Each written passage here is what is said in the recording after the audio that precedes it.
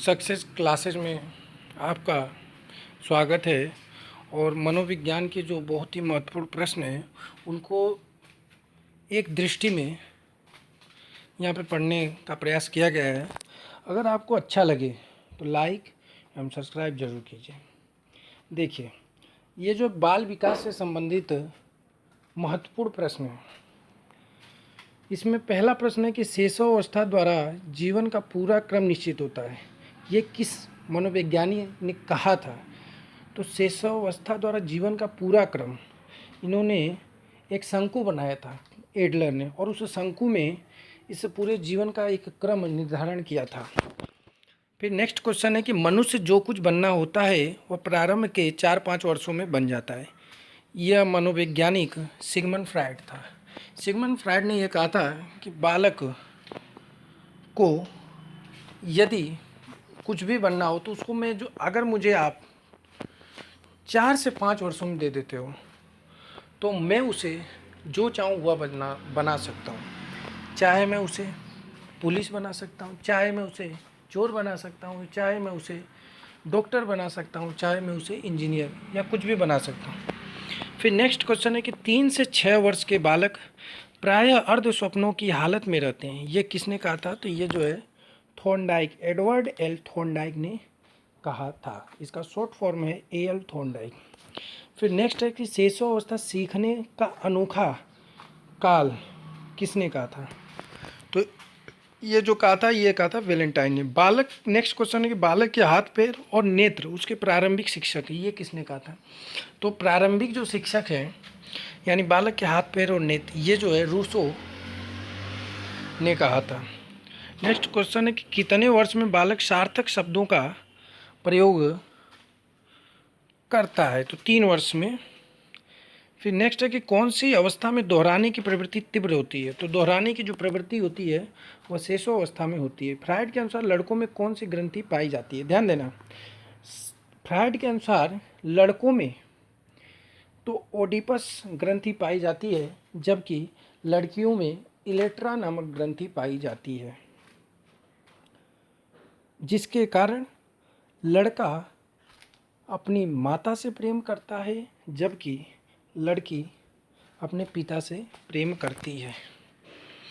Next है कि Freud के अनुसार लड़कियों में कौन सी ग्रंथि पाई जाती है? तो ये इलेक्ट्रा ग्रंथि पाई जाती है।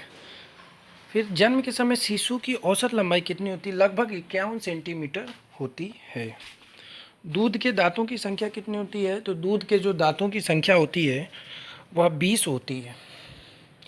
संग्रह करने की प्रवृत्ति, यानी देखना, जब बालक बाल्यावस्था में होता है तो वह छोटी छोटी चीज़ों को संग्रहित करने का, यानी खिलौने हुए इधर से उधर से इकट्ठा करके अपने पास सभी वस्तुओं को रखता है। इसलिए बाल्यावस्था को ही संग्रह करने की प्रवृत्ति भी कहा जाता है। नेक्स्ट आता है कि वस्तुओं के संबंधों को जानने का प्रयास बालक किस अवस्था में करता है? तो ये भी जो है बाल्यावस्था में ही करता है।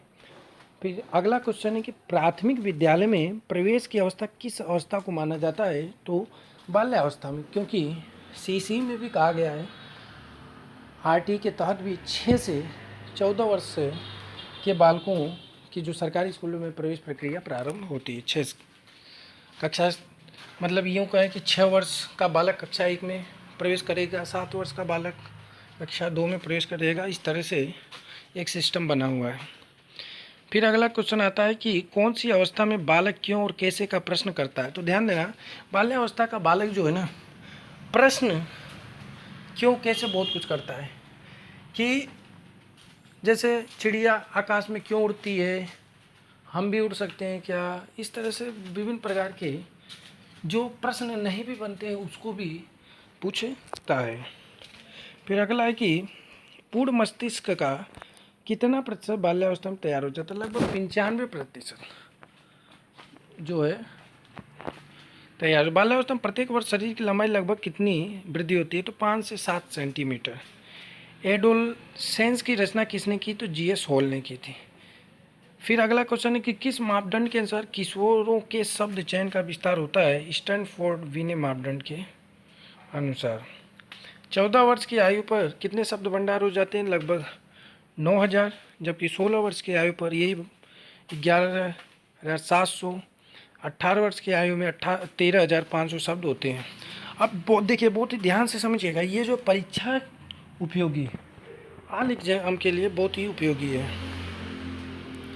जैसे बाल्यावस्था में सामाजिक गुणों का जो विकास होता है, जैसे सहनशीलता, आज्ञाकारिता, सद्भावना, परस्पर सहयोग, ये बाल्यावस्था में होता है। यानी सामाजिक गुणों का विकास किस अवस्था में होता है? 4 ऑप्शन दे देंगे, शैशव अवस्था, बाल्यावस्था, किशोरावस्था, प्रौढ़ावस्था। तो इसमें जो है बाल्यावस्था आएगा।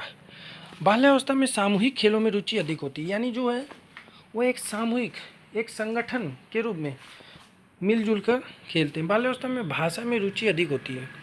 और शैक्षिक दृष्टि से बाल्यावस्था बालक के निर्माण की अवस्था है। और बाल्यावस्था में जो है शिक्षा का स्वरूप ऐसा होना चाहिए जिससे वह स्वयं क्रिया एवं खेल द्वारा अर्जन कर सके, यानी उन्हें ज़्यादातर क्रियाशील बनाया जाए।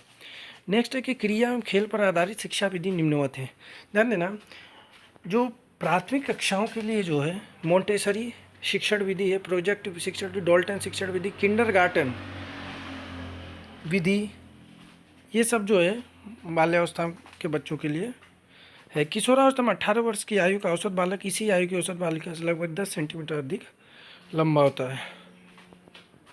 तो इस तरह से जो है किशोरावस्था का सर्वाधिक प्रयोग जीएस हॉल या स्टैनले हॉल ने किया था। और स्टैनले हॉल एक अमेरिका मनोवैज्ञानिक थे। इस तरह से हमने जो है बहुत ही महत्वपूर्ण प्रश्नों के बारे में डिस्कस किया। अगर आपको अच्छा लगे